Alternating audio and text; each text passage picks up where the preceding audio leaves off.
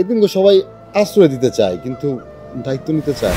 তোমার কখনো মনে হবে না তুমি একা, তুমি এতিম। আমি তোমাকে কথা দিচ্ছি।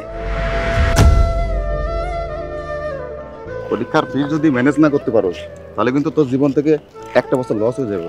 বাপ মা মরে যাওয়ার সময় আপদটারে কি জন্য আমার ঘরে রেখে গেল? যত সব।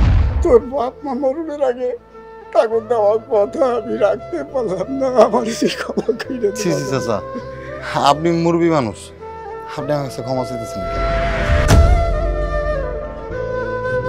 আপনি এরকম বাইরে লেখাপড়া কেন করেন?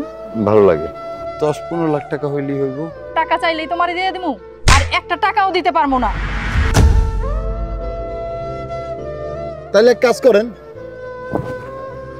আমার বাপ মারে ফিরাই না দেন আমার কাছে, যাতে করে আমার কেউ এতিম না কয়। আল্লাহ তুমি ভালো করে দাও।